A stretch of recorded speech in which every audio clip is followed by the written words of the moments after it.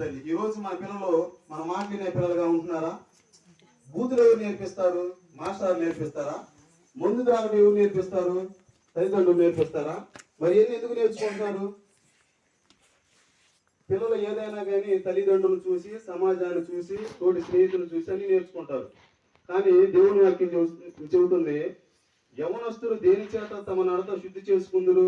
ఈ వాక్యం బట్టి దాన్ని జాగ్రత్తగా చూసుకోవడం చేతనే కదా మన పిల్లల్ని వాక్యంతో పెంచుతున్నాం. మనందరం వాక్యం ద్వారా పిల్లల్ని పెంచాలి. వాక్యం ద్వారా పెంచడం అంటే పిల్లలకి మనం 3 విషయాలు, శ్రావణికి, వినయ్కి దేవుడు చెప్పారు ఏంటంటే, ఈరోజు నీకు దేవుడు బిడ్డని ఇచ్చాడు. ఆ బిడ్డని ఎలా పెంచాలంటే ఫస్ట్ ప్రార్థించే బిడ్డగా బిడ్డని పెంచాలి. ప్రార్థన అంటే ఏంటి? ప్రార్థన అంటే మనకు కావాల్సిన ప్రతి అవసరం. ఇప్పుడు నా కుమార్తెకి ఏదైనా కావాలనుకున్నానా, నాకు అది కావాలి, మా మాస్టర్ ఇది అమ్మన్నాడు అని చెప్పి ఒక పేపర్ ఇచ్చింది, చీటి, అది నేను తెచ్చిస్తా. అలాగే మనకి ఏ అవసరతలు అయితే ఉన్నాయో, మనకి ఏ కొడుకులు ఉన్నాయో అది దేవుడిని అడగడమే ప్రార్థన. దానికి ఏదో ఒక ప్రతిరోజు ఒక చార్టు అదే అలా ఉండదు. మన అవసరతలు నిజంగా మన తండ్రిని ఎలా అడుగుతామో అదే విధంగా మనం మన పరలోకపు తండ్రిని అడగాల. ఈ దేశంలో, ఈ ప్రపంచంలో మా కులాలు, మతాలు, జాతీయ రంగులు ఉంటాయి, కానీ మనం అందరం కూడా ఆ పరలోకపు తండ్రికి బిడ్డలమే, ఒక తండ్రి బిడ్డలమే. కాబట్టి మనకి ఏం అవసరం ఉన్నదో ఆ దేవుణ్ణి అడగాలి. అంటే వాళ్ళకి చెప్పాలయ్యా, నీవు దేవుణ్ణి అడుగు, దేవుడు నీకు కావాల్సిన ఇస్తాడు అనేది మొదటగా పిల్లలకి ప్రార్థించడం నేర్పించాలి. రెండవది విధేయత. ఇప్పుడు పాలు విడిచిన వెంటనే ఆ పిల్లవాడు వచ్చి ఆ పాస్టర్ గారికి ఆడ విడిచిపెట్టమంటే, అమ్మ నేను రాను, నేను నీతో వస్తానని ఏడవలేదు. అంటే ఆమె ఏ రకంగా ట్రైనింగ్ ఇచ్చింది ఆ తల్లి? 3 సంవత్సరాల పిల్లోడు, అయ్యా నువ్వు 3 సంవత్సరాలు పెంచింది తల్లి, నువ్వు పోయి పాస్టర్ గారి దగ్గర ఉండు అంటే ఉన్నాడు.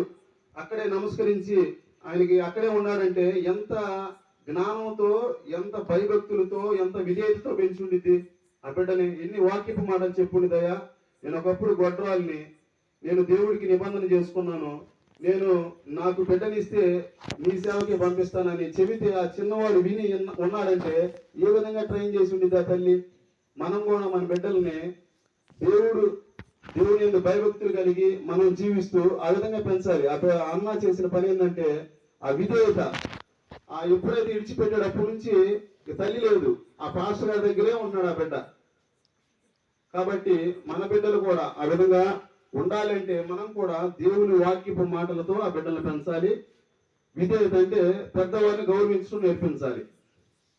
ఇప్పుడు పాస్టర్ గారిని గౌరవించి, పాస్టర్ గారి కొడుకులు ఇద్దరు చనిపోతారు. పాస్టర్ గారి కొడుకులు ఇద్దరు కూడా ఒకే దినం చనిపోతారు. కొంచెం ముందుకెళ్తే ఆ సమూయేలు గ్రంథంలో హోఫీ, ఫినెహాస్ అని ఆ పాస్టర్ 2 కుమారులు ఉంటారు. ఏలి 2 కుమారులు భ్రష్టత్వం కలిగి ఇద్దరు చనిపోతారు యుద్ధంలో. కానీ ఈ సమూయేలు వాళ్ళమ్మ పాలు విడిచిన వెంటనే పాస్టర్ గారి దగ్గర ఎప్పుడైతే పెట్టిందో అతడు ఎంత గొప్ప దైవజనుడు అయ్యాడు. రాజులని అభిషేకించే వ్యక్తిగా చేశాడు దేవుడు. 2 ప్రవక్తగా చేశాడు. ఇశ్రాయేలీయులకు అతడు ఒక న్యాయాధిపతిగా 3 కేటగిరీలు అతడు చేశాడు అనమాట. కాబట్టి తల్లిదండ్రులుగా మొదటగా ఆ బిడ్డని ప్రార్థించడం నేర్పాలి, విధేయత కలిగి జీవించడం నేర్పించాలి. 3వది వచ్చేసి దేవుని మీద ఆధారపడటం. ఇప్పుడు మనం ఇంటికాడ ఉంటాం, పిల్లవాడు స్కూల్కి వెళ్తాడు, క్షేమంగా వస్తాడని మనం ఏమన్నా రాసిగలం? ఎవరైనా బాండ్ రాస్తారు, మా పిల్లోడు అద్దెంట్లో చదువుతున్నాడు, లేకపోతే ఒంగోలు చదువుతున్నాడు, మా పిల్లోడు వచ్చేస్తాడు. మనిషి జీవితం శాశ్వతం కాదు. మనం మహా అయితే మన ఇంటికాడ ఉంటే మన బిడ్డను కాపాడతామో, కానీ మనం ఎక్కడ ఉన్నా కానీ దేవుడు మన బిడ్డలకి, మన కుటుంబానికి కాపలుగా ఉంటాడు. ఆయన మనల్ని ఆదరించే దేవుడయ్యా, నీకు ఏ అవసరమైన దేవుడిని అడుగు, దేవుడి మీద ఆధారపడి. మేము తల్లిదండ్రులు ఏమాత్రం చేయగలమని దేవుడి మీద ఆధారపడటం నేర్పించాలి. ఈ 3 విషయాలు తల్లిదండ్రులుగా ప్రార్థించటం, రెండోది పెద్దలకు విధేయత కలిగి జీవించటం, 3వది వచ్చేసి దేవుడి మీద ఆధారపడటం. ఈ 3 నేర్పించి బిడ్డను ప్రయోజకుడిగా చేయాలని కోరుకుంటూ ఒక చిన్న ఉదాహరణ చెబుతాను. ఒక ఊర్లో అంట కానుకల పండుగ అనేది జరిగిందంట. ఒక చర్చిలో అందరూ పోయి కానుకలు వేస్తున్నారు.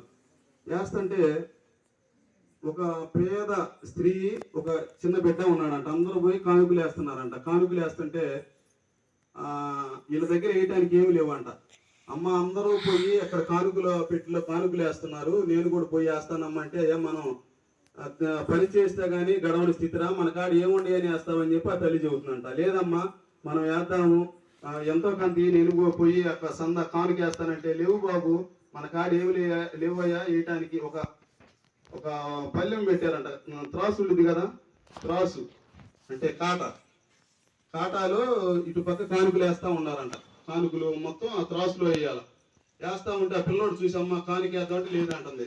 చూశాడు అమ్మ కానుక వేద్దాం వాళ్ళమ్మ లేదంటుంది. పోయి ఈ పిల్లోడు పోయి ఆ యొక్క త్రాసులో కూర్చున్నాడంట, కానుకలు పెట్టిన డబ్బులు. ఈ పిల్లోడు పోయి కూర్చున్నాడు. అంటే దేవుడికి నేనే కానుకని చెప్పాడంట పిల్లోడు. మన పిల్లలను కూడా మనం దేవునికి కానుకగా ఉండేలా మనం మన బిడ్డలను పెంచాలి. కాబట్టి మనం ఈ యొక్క పుట్టినరోజు సందర్భంగా ఈ తల్లిదండ్రులకి చెప్పేది ఏంటంటే, పిల్లల్ని ప్రార్థించడం, విధేయత కలిగి జీవించడం, మూడోది వచ్చేసి దేవుని మీద ఆధారపడటం. ఈ 3 విషయాలు ఆ బిడ్డకి నేర్పించి ఆ బిడ్డ సమయంలో వల్ల గొప్పవాడిగా అవ్వాలని, ఆ బిడ్డను ఆ విధంగా దేవుడు ఆశీర్వదించాలని, ఈ చిన్న మాటలో దేవుడు దీవించాలని కోరుకుంటున్నాను. దేవుడు ఈ చిన్న వాక్యం దీవించను గాక. Thank you.